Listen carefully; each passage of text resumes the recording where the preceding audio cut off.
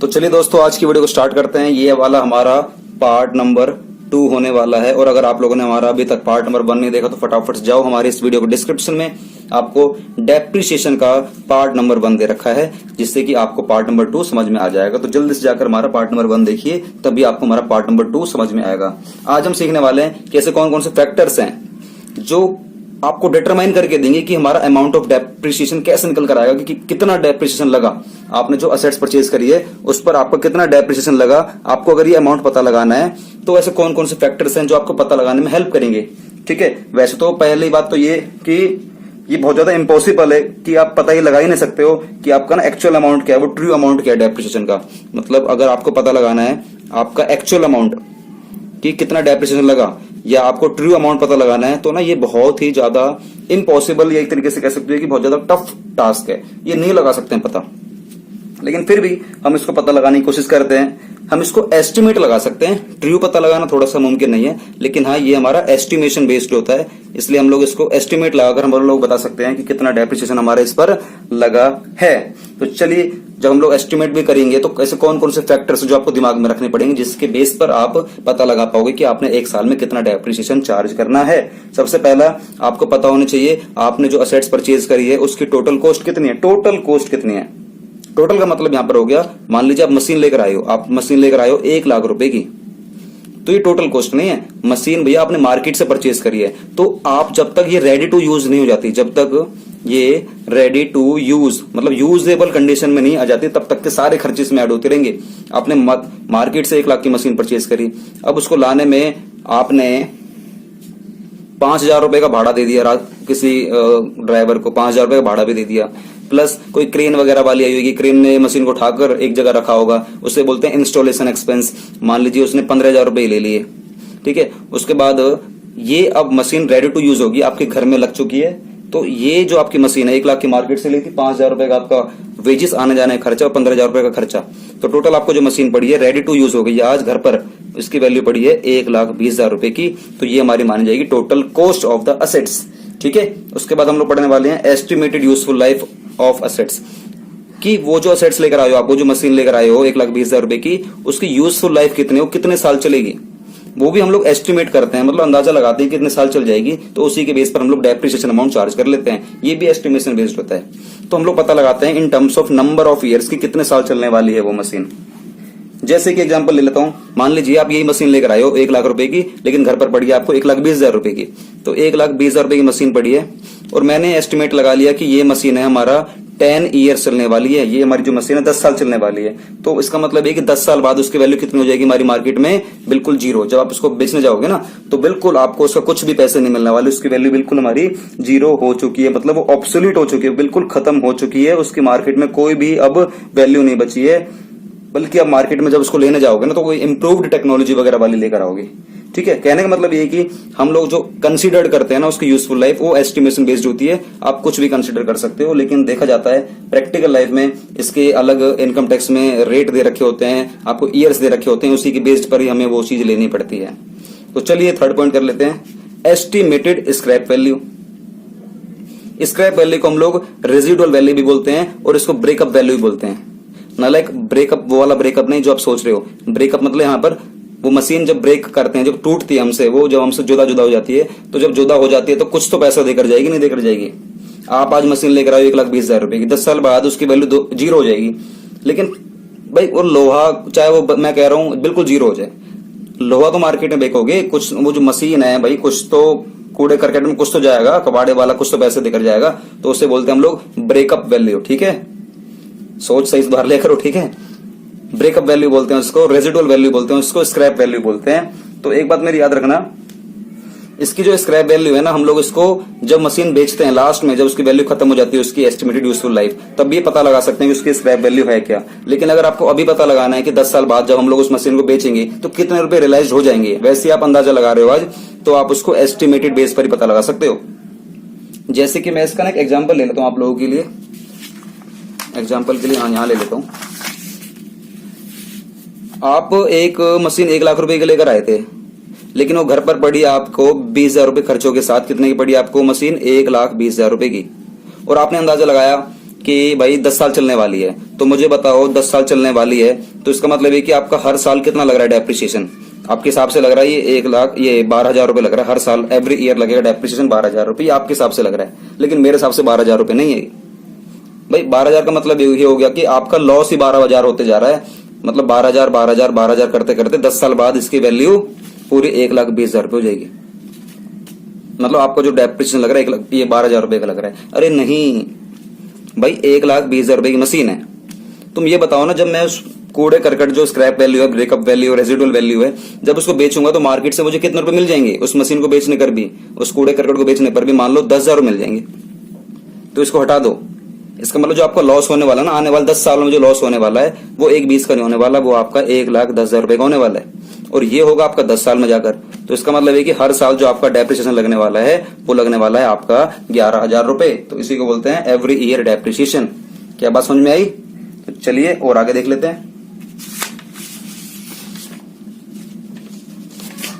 अब हम लोग पढ़ने जा रहे हैं ऐसे कौन कौन से मेथड्स हैं जिससे हम लोग कैलकुलेट करते हैं कि वो डेप्रिसिएशन का अमाउंट कैसे निकल कर आता है। देखो वैसे तो सिलेबस में आपके बुक में दे रखे हैं 8 method, straight line method, written down value method, annuity method, depreciation fund method, insurance policy method, revaluation method, depletion method, machine hour rate method.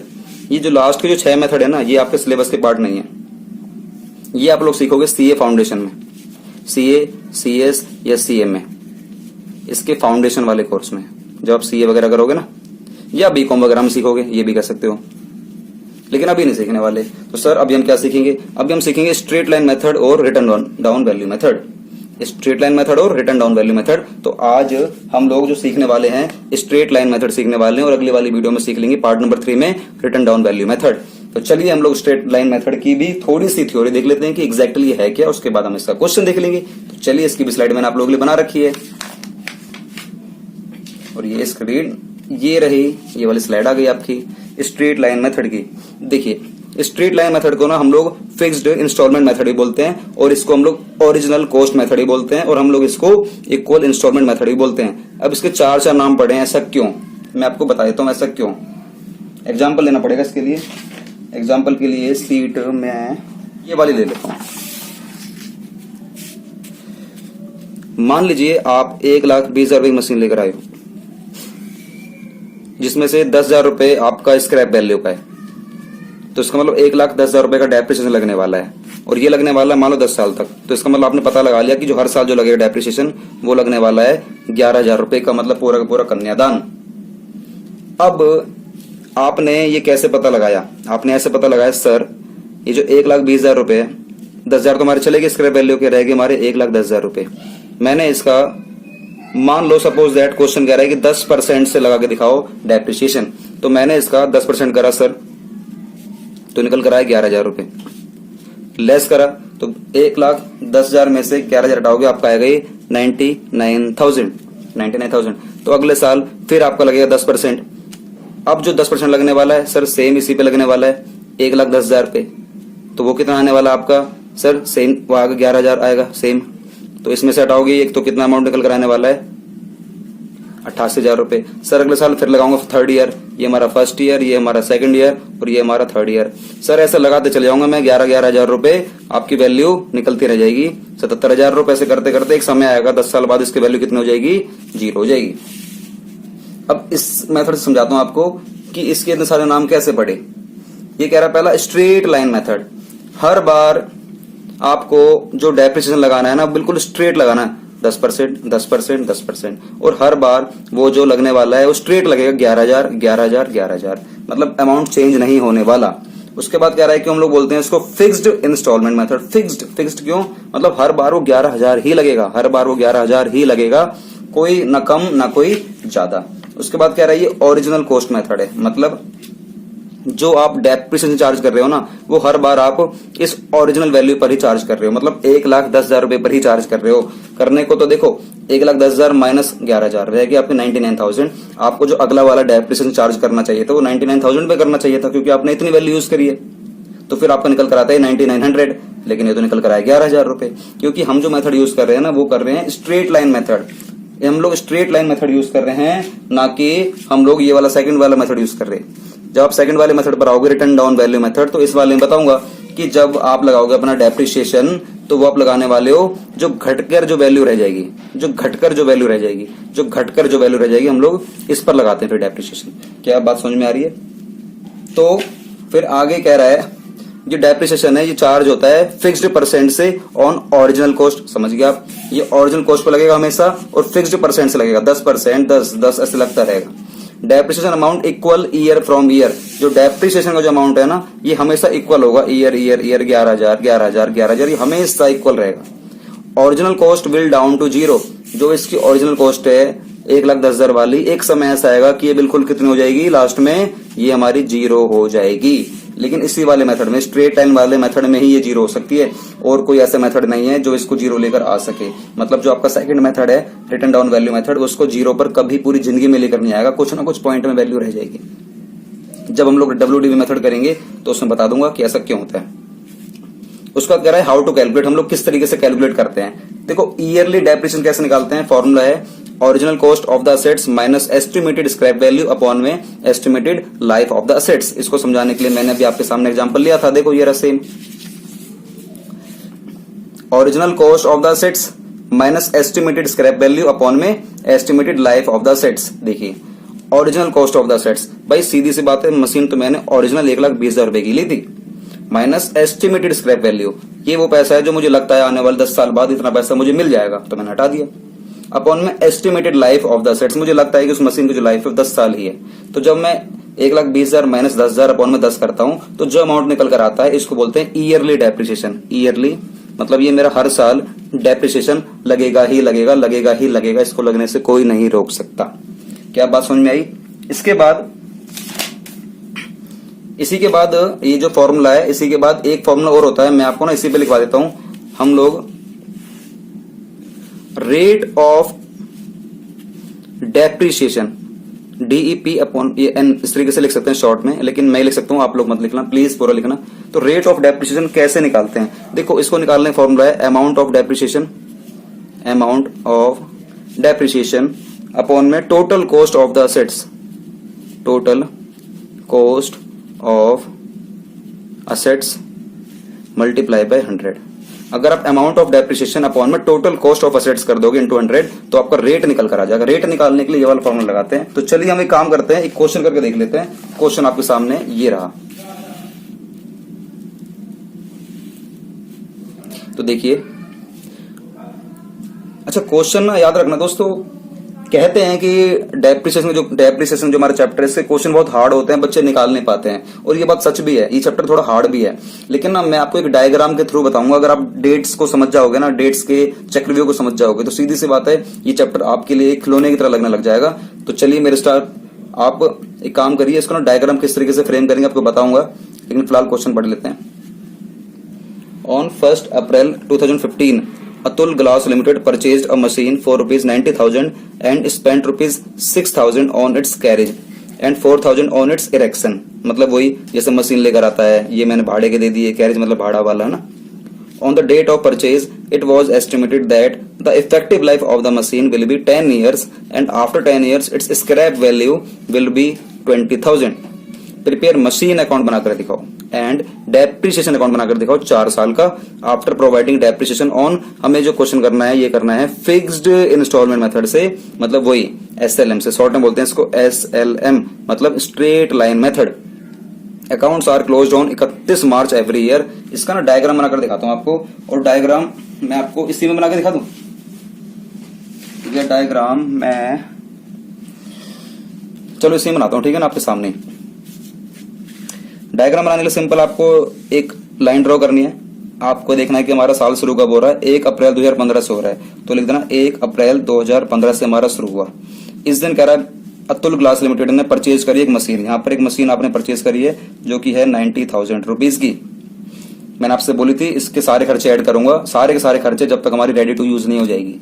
कह रहा है उस पर मैंने खर्चा कर दिया 6,000 रुपए कैरेज का, मतलब भाड़ा का, तो 6,000 रुपए ये भी ऐड कर दो, क्योंकि सीधी सी बात है खर्चा ऐड करना पड़ेगा, सारे खर्चे ऐड करने पड़ेंगे। और उस पर मैंने 4,000 रुपए उसके इरेक्शन पे लगा दी, मतलब मशीन वगैरह इंस्टॉलेशन वगैरह के 4,000 रुपए लगा दिए बस। On the date of purchase, ठीक है, तो मशीन कितने की पड़ी आपको, ये 1 लाख रुपए की, क्लियर। मशीन आपको पड़ी है 1 लाख रुपए की, ठीक है दोस्तों, मशीन पड़ी आपको 1 लाख रुपए की। कह रहा it was estimated that the effective life of the machine will be 10 years. मतलब जो मशीन है ये मतलब यहाँ पर ना लगा लो, यहाँ पर एक लड़का है, ये ना आगे देख रहा है, मतलब भविष्य देख रहा है कि जो मेरी मशीन है कितने साल चलने वाली है। तो जब ये देख रहा है, आगे देख रहा है, तो उसको लग रहा है कि मेरी मशीन है जो ये वो 10 साल चलेगी, और आफ्टर 10 ईयर्स इसकी जो स्क्रैप वैल्यू है वो हो जाएगी 20,000। मतलब यहाँ पर जो वैल्यू बचेगी जब कूड़ा करकट वाली मशीन बचेगी वो 20,000 रुपए की बचेगी। तो इसका मतलब है कि पूरे 10 साल में कितना लगेगा डेप्रिसिएशन, 1 लाख में से 20 हटा देना, लगेगा 80,000 रुपए का डेप्रिसिएशन, वो भी पूरे 10 साल में। और आपने सीधा सा पता लगा लिया, जब 10 साल में आपका लगेगा 80,000 रुपए, तो 1 साल में कितना लगेगा आपका 8,000 रुपए, ठीक है। कह रहा क्वेश्चन मशीन अकाउंट बना के दिखाओ और डेप्रिसिएशन अकाउंट बना के दिखाओ 4 साल का। क्वेश्चन है आपका एसएलएम से, और आपके अकाउंट्स क्लोज होते हैं हर साल 31 मार्च को। यहाँ 31 मार्च, 31 मार्च, 31 मार्च, 31 मार्च, ऐसे 31 ऐसे करते करते 10 साल तक आपके अकाउंट्स क्लोज हो जाएंगे। तो चलिए हम लोग क्वेश्चन करके देखते हैं। आपको 4 साल के अकाउंट बना के दिखाने, 4 साल के, 10 साल के बोलेगा 10 साल के बना लेना, आपको 4 साल के अकाउंट बनाकर दिखाता हूँ। तो चलिए आप लोग अपने अपनी बुक निकालिए, और ये देखिए मेरे पास ऑलरेडी मैंने बना के रखा हुआ है ये नोट, ठीक है। इस तरीके से बनेगा आपका मशीन अकाउंट। इस क्वेश्चन में मुझे बताओ, ये तो पता है मशीन कितने की है, इसकी स्क्रैप वैल्यू कितने की, 10 साल चलेगी, क्या इसमें आपको रेट पता है कि कितने परसेंट से लगाना डेप्रिसिएशन? नहीं पता ना, तो मैंने आपको बताया था रेट निकालने का फॉर्मूला। रेट ऑफ डेप्रिसिएशन कैसे निकालते हैं? अमाउंट ऑफ डेप्रिसिएशन अपॉन में total cost of assets into में 100। इसको लगाते हम एक काम करते हैं, इसको लगाकर लगाते हैं रेट। रेट निकालने के लिए हम लोग यहां पर लिखते हैं रेट कैसे निकालेंगे। तो पहले काम करते हैं, हम लोग निकालते हैं अपना एनुअल डेप्रिसिएशन। क्या निकालेंगे कि हमारा पूरे साल भर में कितना लगेगा डेप्रिसिएशन। मुझे बताओ आपकी कॉस्ट ऑफ असेट्स कितनी है। फॉर्मूला मैंने आप लोगों को लिखवाया था ना, फॉर्मूला मैंने आप लोगों को देखो ये लिखवाया था कि एनुअल डेप्रिसिएशन निकालना आपको, original cost of the assets minus estimated scrap value upon में estimated life of the assets. तो बताओ ओरिजिनल कॉस्ट ऑफ असेट्स कितनी है हमारी, ओरिजिनल कॉस्ट कितनी है हमारी है ओरिजिनल कॉस्ट 1 लाख रुपए की।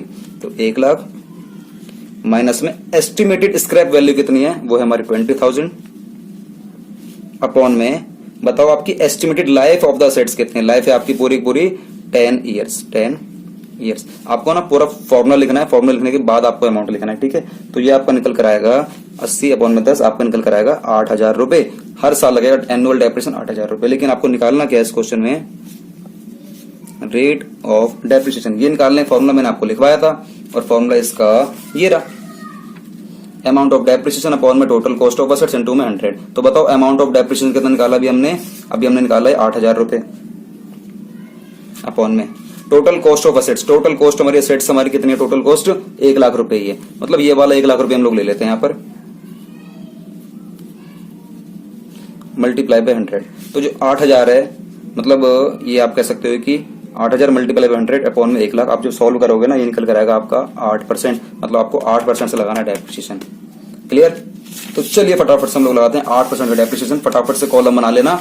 कॉलम बहुत सिंपल है, कॉलम बनाने आपको कुछ इस तरीके से, machine account, date, particular amount, date, particular amount, एक डेबिट और एक क्रेडिट। तो चलिए हम लोग इसका आंसर सॉल्व करते हैं। क्वेश्चन आपके सामने ये रहा, डायग्राम दिखा रहा हूं बस, ठीक है ना। डायग्राम देख लेना, बाकी सब देखने की और जरूरत नहीं है, इतना डायग्राम देख लेना। तो चलिए मुझे बताओ, 2015 में आपने मशीन ली है 1 लाख रुपए की। तो एक काम करते हैं 2015 में, और हम लोग 1 अप्रैल को मशीन खरीद लेते हैं। जब हम लोग मशीन खरीदते हैं तो machine account debit to bank, machine आएगी तो machine account debit to bank, हमसे पैसा चले जाएगा। तो बताइए टू बैंक अकाउंट आपसे कितने पैसे गए। आपसे एक तो 90,000 रुपए गए, फिर 6,000 रुपए गए, फिर 4,000 रुपए गए। इन सभी को ना अलग अलग करके दिखाना, आप एक संग मत दिखाना, ये कुछ रूल्स हैं। तो 90,000 रुपए गए। ये 90,000 रुपए क्यों गए, क्योंकि आपने मशीन खरीदी, और फिर आपने उसी 1 अप्रैल को फिर आपने टू बैंक करा होगा, आपने फिर पेमेंट करी होगी आपने 6,000 रुपए की, और आपने उसी 1 अप्रैल को फिर टू बैंक करा होगा, आपने फिर पेमेंट करी होगी कितनी, 4,000 रुपए की। तो मुझे बताओ आपने टोटल कितना खर्चा करा, टोटल खर्चा करा आपने 1 लाख रुपए। नीचे 2 लाइन लगा देना कि आपने जो काम करा है बिल्कुल एक्यूरेट करा है। अब एक बात बताओ, 2015 है, अब ये मेरा पूरा साल खत्म हो जाएगा। जब साल खत्म होगा तो जो 1 लाख वाली मशीन है, क्या यहाँ पर वो 1 लाख की बचेगी या कितने की बचेगी, 1 साल बाद भाई कुछ ना कुछ वैल्यू कम बचेगी। इसका मतलब है कि डेप्रिसिएशन लगाना है, वो तो लगेगा लास्ट साल के लास्ट में लगता है। तो 2015 शुरू हुआ है तो खत्म कब होगा, 2016 को। तो 2016 के 31 मार्च को आप लगा देना डेप्रिसिएशन। तो आप बोल देना बाय डेप्रिसिएशन अकाउंट। आप लोग पूरा लिखना, इसको पूरा, शॉर्ट में मत लिखना, बिल्कुल मत लिखना शॉर्ट में, हमारी वीडियो लंबी ना हो जाए इसलिए मैं थोड़ा शॉर्ट में लिख रहा हूं। और हम लोग लगाएंगे 8% ऑफ, किसका लगाएंगे, 1 लाख रुपए की मशीन, क्योंकि आने वाला आपका कितना, 8,000 रुपए। तो बताओ उसी 31 मार्च 2016 को आपके पास जो मशीन है बाय बैलेंस कैरिड डाउन कितने की बचेगी आपके पास, 1 लाख में से आपके 8,000 के कितने बचे आपके, 92,000। टोटल कितने हो गए हमारी, 1 लाख रुपए। क्लियर। उसके बाद जो आपने कैरी डाउन करा ना, इसको हमें 2016 के 31 मार्च है ना, इसके अगले दिन हमें ओपन करना पड़ता है। तो एक काम करना, 2016 के 1 अप्रैल को इसको ओपन कर देना। तो टू बैलेंस ब्रॉड डाउन, कितना ब्रॉड डाउन करना पड़ेगा, 92,000 आपने ओपन कर दिया। ठीक है। उसके बाद एक काम करते हैं, आगे चलते हैं। अब बताओ आपके पास 1 साल यहाँ खत्म हो गया, आपके पास जो मशीन की वैल्यू यहाँ पर बची है वो बची है 92,000, लेकिन क्वेश्चन है SLM मतलब स्ट्रेट लाइन मेथड। तो आपको जो लगाना डेप्रिसिएशन वो हमेशा लगेगा ओरिजिनल कॉस्ट पर, मतलब 1 लाख पर ही लगने वाला है, ना कि इस वाले अमाउंट पर। तो बताओ ये वाला साल कब खत्म होगा, 2016 वाला, ये खत्म होगा 2017 में। तो 2017 में आपको फिर लगाना पड़ेगा 31 मार्च को डेप्रिसिएशन। तो आप क्या बोल दोगे, बाय डेप्रिसिएशन अकाउंट, वही 8% ऑन सेम 1 लाख रुपए, कितना आ जाएगा, 8,000 रुपए। तो 92,000 में से आपके जाएंगे 8,000 रुपए, ये निकल कर आएगा आपका 84,000। टोटल कितना हो जाएंगे, ये सेम अमाउंट आएगा 92,000। उसके बाद जो आपने यहाँ पर जो 84,000 लिखे है ना, इसी वाले अमाउंट को 31 मार्च को यहाँ पर एक अमाउंट लिखना पड़ेगा, एक आपको कुछ लिखना पड़ेगा, उसे बोलते हैं बाय बैलेंस कैरी डाउन। आपने क्लोज कर दिया। अब जो आपने क्लोज करा इसको अगले दिन ओपन भी करो। 31 मार्च का अगले दिन क्या है, 1 अप्रैल 2017 के 1 अप्रैल को आपको बोलना पड़ेगा टू बैलेंस ब्रॉड डाउन, कितने, 84,000। इसका आपने ब्रॉड डाउन कर दिया। अब बताओ ये वाला साल कब खत्म होगा हमारा, फटाफट से बताओ। ये हमारा साल खत्म होगा 2018 के 31 मार्च को। सेम केस आएगा, बाय, बताओ, डेप्रिसिएशन अकाउंट, सेम लगा दो, 8% ऑन 1 लाख रुपए, जो कि आएगा आपका ये 8,000 रुपए। तो बताओ आपकी वैल्यू कितनी रह जाएगी, 84 में से आपके 8 गए, आपके बचे ये 76,000। टोटल कितना हो गई ये, 84,000। अब जो आपने क्लोज करा है यहाँ पे लिखना पड़ेगा सुंदर सुंदर हाथों से, क्या लिखना पड़ेगा, बाय बैलेंस कैरी डाउन। अब इसी को आपको ओपन करना पड़ेगा। ओपन करने की नेक्स्ट डेट क्या है, 31 मार्च के बाद 2018 की 1 अप्रैल। तो इसको आप ओपन कर दो। ओपन कैसे करोगे, टू बैलेंस ब्रॉड डाउन 76,000। अब इसका लगेगा डेप्रिसिएशन, तो 2019 में लगेगा 31 मार्च को। तो लगा दो बाय डेप्रिसिएशन अकाउंट। अब कितना आएगा, सेम लगने वाला है, वही आपका हर बार लगेगा 8,000 रुपए। तो बताओ वैल्यू कितनी रह जाएगी हमारी घटकर, 68,000। तो ये कितने हो गए हमारे, 76,000। तो यहां पर लिखना पड़ेगा, क्या लिखना पड़ेगा, 31 मार्च को बाय बैलेंस कैरी डाउन। तो जो आपने कैरी डाउन करा है उसको ओपन भी कर दो। आप ओपन करने के लिए आपको पता ही है 2019 के लिए 1 अप्रैल को टू बैलेंस ब्रॉड डाउन, कितने, 68,000। मतलब सेम इसी तरीके से आपका आगे भी आंसर होते चले जाएगा। लेकिन इस क्वेश्चन में आपसे 4 साल के अकाउंट मांगे थे, तो मैंने आप लोगों के लिए ये 4 साल के अकाउंट कर दिए, 1 साल, दूसरा साल, तीसरा साल, चौथा साल और 5वें साल का मैंने ओपन कर दिया कि हमारी वैल्यू आज 4 साल बाद 5वें साल के शुरू में इसकी वैल्यू पड़ी 68,000 रुपए। जब मार्केट में उस असेट्स को बेचने जाऊंगा ना, तो मुझे 68,000 रुपए मिल जाएंगे। इस क्वेश्चन में दोस्तों आपसे एक चीज और मांगी है, मशीन अकाउंट के बाद मांगा आपसे डेप्रिसिएशन का अकाउंट बनाकर दिखाओ। डेप्रिसिएशन का अकाउंट ना बहुत सिंपल होता है, आपको बनाकर दिखा देता हूं अभी। तो चलिए दोस्तों, मैं इसका आपको फॉर्मेट दिखा देता हूं, डेप्रिसिएशन अकाउंट बनाते कैसे है। इसका फॉर्मेट मैंने आपके लिए पीछे लिख रखा है इसके। दोस्तों ये रहा डेप्रिसिएशन अकाउंट हमारे को इस तरीके से बनाना, सेम कॉलम है बिल्कुल, date particular amount, date particular amount. तो चलिए स्टार्ट करते हैं। अब मुझे एक बात बताइए, आपने जो यहाँ पर डेप्रिसिएशन लगाया है, इस वाले अमाउंट को, जो आपने 8,000 रुपए लगाया ना, इस वाले अमाउंट को उठाकर ले जाना है मुझे। अपने डेप्रिसिएशन के अकाउंट में। ऐसे ही सेम ये वाला उठा कर ले जाना है, सेम ये वाला उठा कर ले जाना है और सेम ये वाला उठा कर ले जाना है। तो ये 4 बार के लेकर जाने हैं। अगर मैं ट्रांसफर करूंगा ना तो देखो एंट्री, मैं आपसे कह रहा हूं कि डेप्रिसिएशन की एंट्री बनाकर दिखाओ। तो देखो जब भी लेजर से एंट्री बनाते हैं ना, आप लोग मेरी एक बात हमेशा याद रखना, बिल्कुल हमेशा कान में डाले रखना, लेजर से एंट्री ना हमेशा इस तरीके से बनती है, यहां से ऐसे और यहां से ऐसे। मतलब यहां से ऐसे का मतलब ये है कि जो आपने यहां लिखा होगा ना इसको डेबिट करो और इस अकाउंट को क्रेडिट करो। जैसे कि एंट्री बनेगी depreciation account debit to machine account. और अगर मैं आपसे कह रहा हूं कि ऐसे अकाउंट बनाकर दिखाओ तो आप क्या बोलोगे, machine account debit to bank account, machine account debit to bank account, machine account debit to bank account. तो चलिए फिलहाल तो मुझे डेप्रिसिएशन अकाउंट बनाना है, तो मुझे ना यही की एंट्री देखनी है। तो एंट्री में देखो depreciation account debit to machine account. तो चलिए यहां पर देखिए मैं बोल रहा हूं depreciation account debit to machine account, मतलब depreciation account debit to machine account. एक बार मैं यहां पर दिखाता हूं आपको प्रैक्टिकली। एंट्री बनेगी आपकी depreciation account debit to machine account. कितना रुपए आपके 8,000 रुपए, depreciation account debit to machine account. Entry में देखो डेप्रिसिएशन अकाउंट क्या हो रहा है, डेबिट, तो मैं अपने लेजर के डेबिट साइड में जाऊंगा, यहीं पे रिकॉर्ड करूंगा, लेकिन रिकॉर्ड क्या करूंगा, टू मशीन अकाउंट। जिसका लेजर बना रहे होते हैं हम लोग उसके लेजर में उसका नाम कभी भी नहीं लिखते, तो आपको लिखना पड़ेगा टू मशीन अकाउंट। और डेट क्या आने वाली है, जो आपने डेट यहां पर यूज करी थी, यहां पर इसके सामने देखो क्या है 2016 31 मार्च, तो मैं 2016 की 31 मार्च से रिकॉर्ड करने वाला हूं।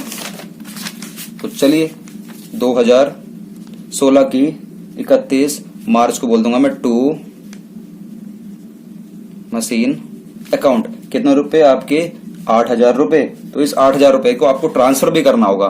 ट्रांसफर करने का मतलब ये कि तो देखो इसके बाद आपको ना चैप्टर सीखना पड़ेगा फाइनेंशियल स्टेटमेंट, जिसमें 3 अकाउंट आते हैं। अकाउंट 2 होते हैं, एक स्टेटमेंट होती है, trading account, profit and loss account and balance sheet. तो वहां पर सीखना पड़ेगा कि जो आपने डेप्रिसिएशन लगाया ना, इसको अल्टीमेटली हम लोग उसी साल के 2016 के 31 मार्च को ही 2016 के ही 31 मार्च को हम लोग अपने statement of profit and loss account में ट्रांसफर कर देते हैं, जो कि हमारे सेम के सेम 8,000 रुपए हैं। तो सेम देखो अगला वाला जो डेप्रिसिएशन लगा होगा वो हमारा कब लगा होगा, 2017 के 31 मार्च को लगा होगा।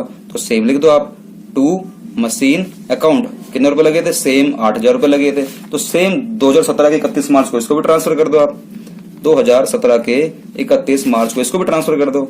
तो ट्रांसफर कैसे करोगे, by statement of profit and loss account 8,000 रुपए। तो सेम इसी तरीके से आप आने वाले 2 सालों के रिकॉर्ड और कर लो। तो चलिए मैं भी बनाता हूं, आप भी बना के दिखाइए। ये टाइम आपका स्टार्ट। तो चलिए मैंने तो रिकॉर्ड कर लिया, तो क्या आप लोगों ने भी रिकॉर्ड कर लिया या नहीं, सेम इसी तरीके से कराया तो बिल्कुल आप लोगों का सही है। तो दोस्तों ये रहा आपका चैप्टर डेप्रिसिएशन का SLM मेथड, जो कि हम लोगों ने सीखा कि हम लोग अपने डेप्रिसिएशन अकाउंट को और अपने फिक्स्ड एसेट्स के अकाउंट को, जैसे कि हम लोगों ने आज सीखा मशीन अकाउंट, तो किस तरीके से बना सकते हैं, बहुत ही सिंपल तरीके से। अगर आपने ये डायग्राम सीख लिया, अगर आप इस डायग्राम को बनाने में महारत ही हासिल कर लिया, तो आपको इस चैप्टर में बिल्कुल भी दिक्कत नहीं आ सकती। और अगर आपने ये डायग्राम बनाना नहीं सीखा तो शायद इस चैप्टर में दिक्कत आ सकती है, क्योंकि यही एक रामबाण है आपका डायग्राम। अगर ये नहीं आएगा तो शायद मुझे लगता नहीं कि टॉपिक बहुत इजी तरीके से कोई टीचर समझा सकता है। तो इन डायग्राम को सीखने के लिए आप हमारी लगातार वीडियो को फॉलो करते रहना। हमारी काफी सारी वीडियोस आने वाले हैं डेप्रिसिएशन के ऊपर। मैं ज्यादा से ज्यादा क्वेश्चन कवर करने की कोशिश किया करूंगा।